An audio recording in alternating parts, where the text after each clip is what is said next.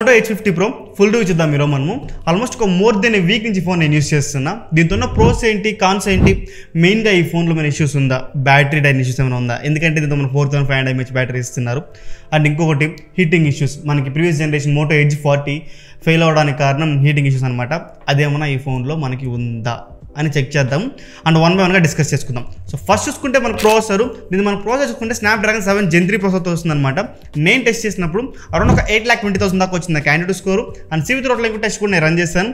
Some times 84% వస్తుంది, some times 74%, 72% అలా వస్తుంది అనమాట. Okay, different temperature conditions base చేసుకొని డిఫరెంట్గా వస్తుంది. అదేం పెద్ద మ్యాటర్ అయితే ఖచ్చితంగా కాదు. ఓకేనా. So coming real time performance, నేను టెస్ట్ చేసినప్పుడు BGMI వచ్చేసి స్మూత్ ఎక్స్ట్రీమ్లో మనం గేమ్ ఆడచ్చు అనమాట. సో చాలా బాగుంది గేమ్ ప్లే మాత్రం. ఈ 1 వీక్ టైం పీరియడ్లో మాత్రం నిజంగానే నేనైతే ఒక 1 అవర్ చాలాసార్లు నాకు టైం దొరికినప్పుడంతా దీంతో నేను గేమ్ ఆడినా అనమాట.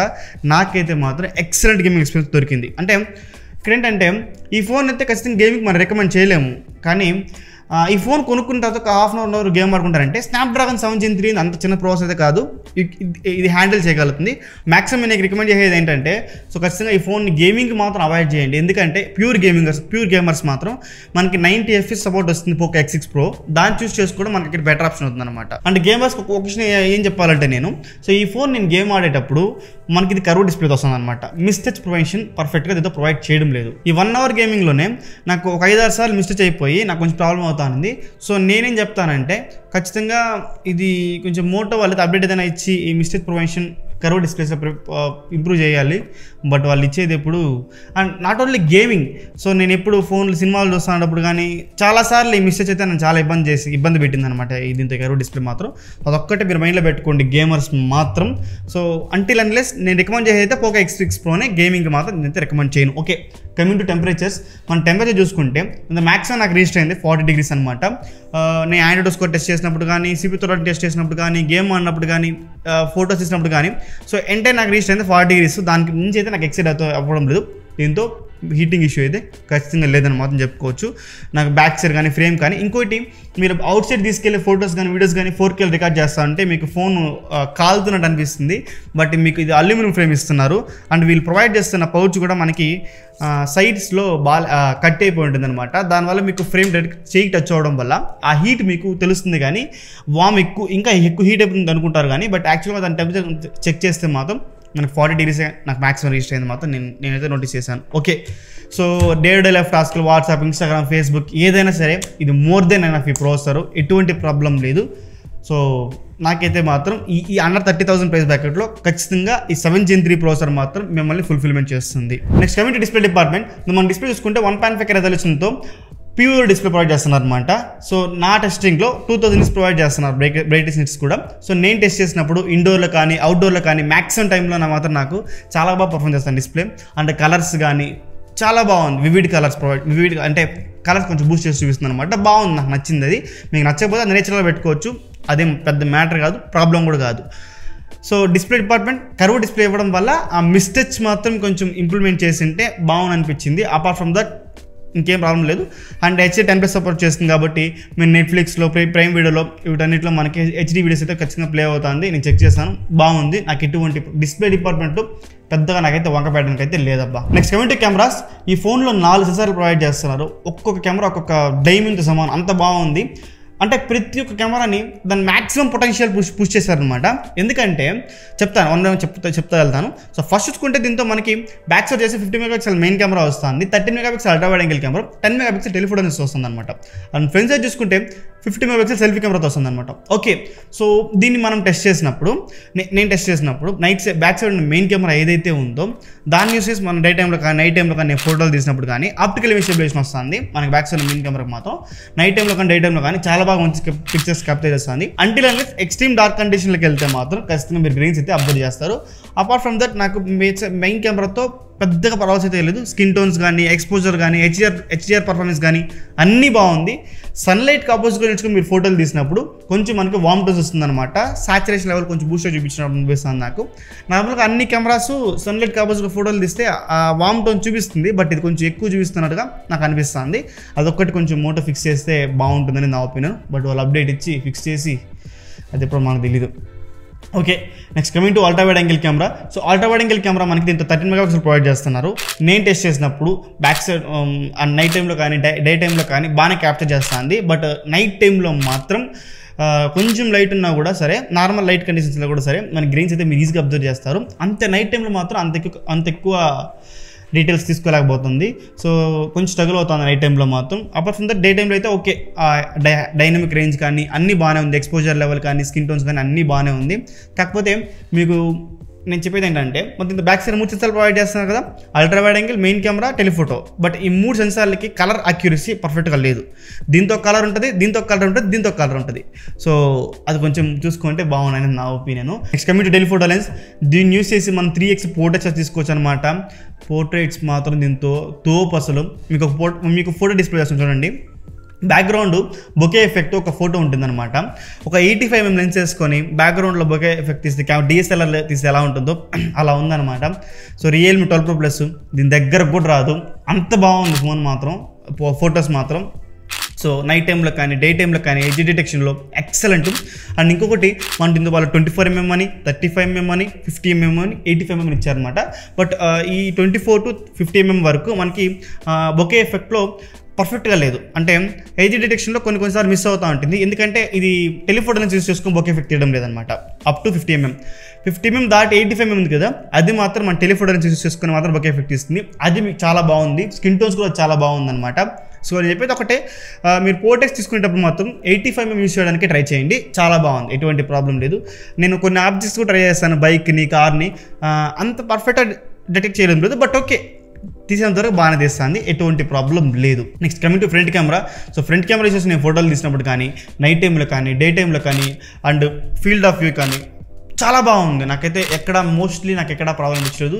నాకైతే మాత్రం హెచ్డిఆర్లో హెచ్డిఆర్లో మాత్రం మనకి నార్మల్ ఫొటోస్ తీసినప్పుడు మాత్రం హెచ్డిఆర్లో ప్రాబ్లం ఉంది.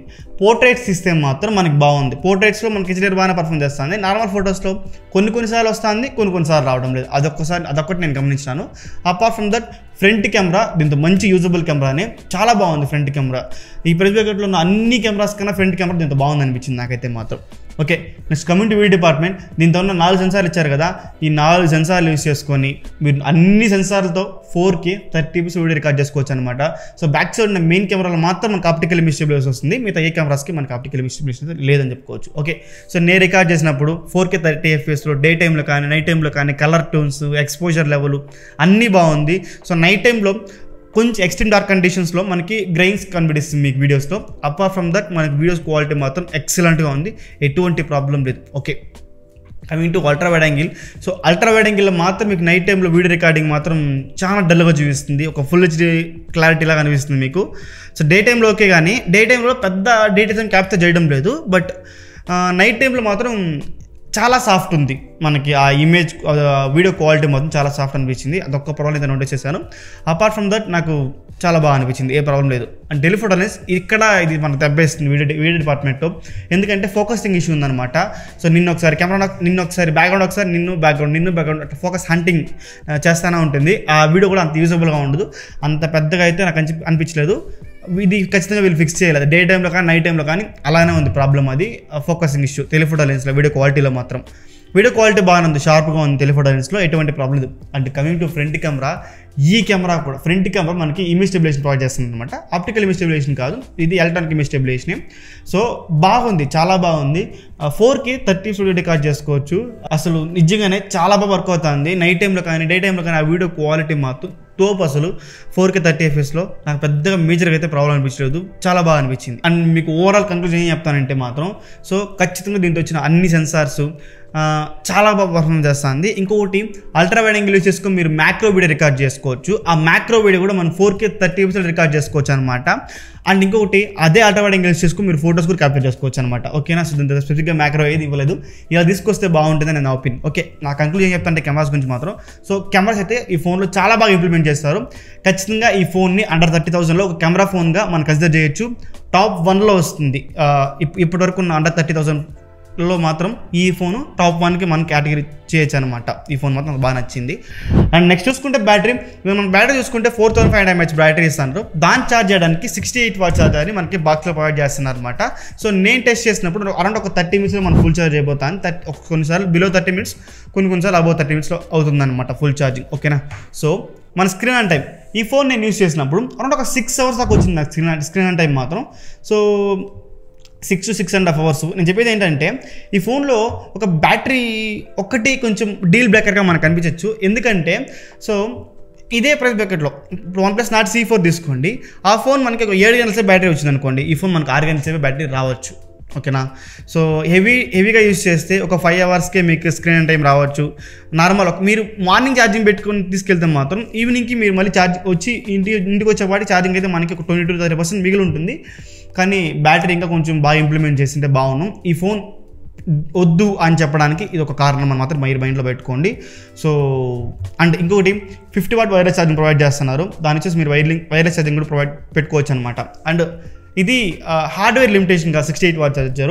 మీ ఫ్రెండ్ దగ్గర 125 watt ఛార్జర్ ఉందనుకో హయ్యర్ ర్యామ్ వేరియంట్లో, ఆ ఛార్జర్ యూస్ చేసి మీరు ఛార్జింగ్ పెడితే ఇది 125 watt ఛార్జింగ్ సపోర్ట్ చేస్తుంది అనమాట. అదేం ప్రాబ్లం అయితే ఖచ్చితంగా లేదని మనం చెప్పుకోవచ్చు. నెక్స్ట్ చూసుకుంటే build quality and design. Build quality చూసుకుంటే చుట్టూ మనకి దీంతో అల్యూమినియం ఫ్రేమ్ ప్రొవైడ్ చేస్తున్నారు అనమాట.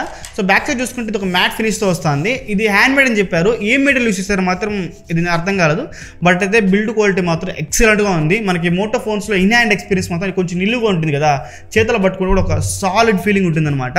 నాకైతే బిల్డ్ క్వాలిటీ మాత్రం చాలా బాగా నచ్చింది. ఎటువంటి ప్రాబ్లం లేదు ఈ ఫోన్లో మాత్రం. బిల్డ్ క్వాలిటీ విషయంలో మాత్రం నాకు అవుట్ ఆఫ్ 10 9 మార్క్స్ ఇవ్వచ్చు ఈ ఫోన్కి మాత్రం అనిపించింది అనమాట. 9 points ఇవ్వచ్చు యాక్చువల్గా, అంత బాగా అనిపించింది బిల్డ్ క్వాలిటీ చూసుకుంటే మాత్రం. కర్వ్ డిస్ప్లే ఇవ్వడం వల్ల మోస్ట్లీ కొంచెం హార్డ్ కేసెస్ వాడండి, కింద పడిందంటే మళ్ళీ ప్రాబ్లం అవుతుంది. అండ్ యూవీ టెంపర్ గ్లాసెస్ వాడకండి ఈ ఫోన్కి. ఈ ఫోన్ కానీ కాదు, ఏ కర్వ్డ్ స్క్రీన్స్ కూడా యూవీ టెంపర్ గ్లాస్ వాడకండి. మళ్ళీ లోపలికి వెళ్ళింది అనుకోండి ఆ గ్లూ కష్టమైపోతుంది, వారంటీ పోతుంది. అది మాత్రం మైండ్లో పెట్టుకోండి. ఓకేనా. And next coming to OS department, మనకు ఓఎస్ చూసుకుంటే మోటో UI అని చెప్తున్నారు. అండ్ ఆండ్రాయిడ్ 14 వస్తుంది అవుట్ ఆఫ్ ది బాక్స్ మనకి. నెక్స్ట్ 3 ఏళ్ళు ఆండ్రాయిడ్ అప్డేట్స్ ప్రొవైడ్ చేస్తామని చెప్పారు. ఓకే. సో నా ఎక్స్పీరియన్స్ ఏంటి అంటే ఈ ఫోన్లో మాత్రం నాకు, సో నేను టెస్ట్ చేసినప్పుడు డేటా లెఫ్ట్ టాస్క్లో యాప్ నుంచి స్విచ్ అవుతా ఉంటే ఆ ఫ్లూయిడిటీ, స్మూత్నెస్ అంతా బాగుంది. క్లోజ్ టు మన పిక్సెల్ ఫోన్స్ ఉంది కదా, ఆ ఎక్స్పీరియన్స్ ఉంటుంది, పెద్దగా అనిపించదు. ఓకే. కొత్తగా మోటో UI అని చెప్పారు కదా, సో ఆ మోటో UI అంటే nothing but previous Moto phones ఎలా ఉందో ఇది కూడా అలా ఉంటుంది అనమాట. కొన్ని ఫీచర్స్ యాడ్ చేశారు. So fingerprint animation change చేసుకోవడం కానీ, ఎడ్జ్లో లైటింగ్ రావడము, అండ్ ప్రీవియస్ మోటో ఉంది కదా ఇలాంటి లైట్స్ రావడం కానీ, ఇవన్నీ ప్రీవియస్ మోటో ఫోన్స్ ఎలా ఉందో దాన్ని కూడా క్యారీ ఫార్వర్డ్ చేశారనమాట. కొన్ని ఫీచర్స్ అయితే యాడ్ చేశారు. సో బాగుంది. UI అయితే మనకి క్లోజ్ టు పిక్సెల్ ఎక్స్పీరియన్స్ అయితే ఉంటుంది. ఓకే. వాళ్ళు ఇస్తామన్న 3 ఏళ్ళ అప్డేటు ఎంత ఫ్రీక్వెంట్గా తీసుకొస్తారని ఇంపార్టెంట్ అనమాట. ఫర్ ఎగ్జాంపుల్ చూసుకుంటే OnePlus ఫోన్ కదా Nord C4, ఆ ఫోన్లో మనకి ఆండ్రాయిడ్ 15 వచ్చినప్పుడు సెప్టెంబర్కి వచ్చింది అనుకుందాం. వీళ్ళు కూడా సెప్టెంబర్ రోల్ అవుట్ చేస్తారా, డిసెంబర్ రోల్ అవుట్ చేస్తారా, జనవరికి రోల్ అవుట్ చేస్తారా, లేదా next year April roll out చేస్తారా, ఎంత ఫాస్ట్గా వీళ్ళు రోల్ అవుట్ చేస్తారని ఇంపార్టెంట్ అనమాట. హోప్ఫుల్లీ 3 days ఫిక్స్ చేస్తుంది అనుకుంటాం. సో ప్రీవియస్ ప్రాబ్లమ్స్ చూసుకుంటే మన మోటో కారణం ఒకటి cameras, and next updates, and ఇంకోటి heating issues. So heating issue నాకైతే అనిపించలేదు, అండ్ కెమెరాస్ ఇంప్లిమెంట్ చేశారు. నాకైతే ఈ 3 అప్డేట్స్ మాత్రం ఇంప్లిమెంట్ చేస్తే మాత్రం బాగుంటుందని నా opinion. Okay. Coming to conclusion, around ఒక 30,000 ప్రైస్ బ్రాకెట్లో ఈ ఫోన్ మనం కొనొచ్చా అంటే మాత్రం, సో నేను కొనదు 28,000కి. నేను చెప్పేది ఏంటంటే ఈ ఫోన్లో వద్దు అని చెప్పడానికి కారణం ఒకటి బ్యాటరీ డిపార్ట్మెంట్. సో ఇదొక్కటి మీరు మైండ్లో పెట్టుకోండి. ఇది మీకు పెద్దగా మ్యాటర్ కాదు అనుకుంటే మాత్రం నేను రికమెండ్ చేస్తాను. లేదు నేను ట్రావెల్ చేస్తుంటా, ఎక్కువసేపు నాకు బ్యాటరీ లైఫ్ కావాలి అనుకుంటే మాత్రం ఖచ్చితంగా ఈ ఫోన్ మీకు కొంచెం దెబ్బ వేస్తుంది బ్యాటరీ లైఫ్ డిపార్ట్మెంట్లో మాత్రం. నేను చెప్పేది ఏంటంటే వరస్ట్గా అయితే లేదు బ్యాటరీ డిపార్ట్మెంట్లో, బ్యాటరీ రన్నింగ్ ఇష్యూస్ కూడా లేదు. అబోవ్ 6 hours నియర్లీ 6 hours అయితే స్క్రీన్ టైం వస్తుంది. కాకపోతే ఇదే ప్రైస్ బ్రాకెట్లో ఇదే కేటగిరీలో ఉన్న చాలా ఫోన్స్ దీనికైనా బెస్ట్ బ్యాటరీ లైఫ్ వస్తుంది అనమాట. అదొక్కటి మీరు మైండ్లో పెట్టుకోండి. సో నాకు అనిపించింది బ్యాటరీ లైఫ్ కొంచెం తక్కువ అనిపించింది. అపార్ట్ ఫ్రమ్ దట్ ఈ ఫోన్ చాలా మంచి ఫోను, ఒక ఆల్రౌండర్ ఫోన్, ఒక power packet phone. And cameras కోసం ఎవరైనా చూస్తుంటే బిలో 30,000 ప్రైస్ బ్రాకెట్ లోపల మాత్రం ఇది చాలా బాగుంది.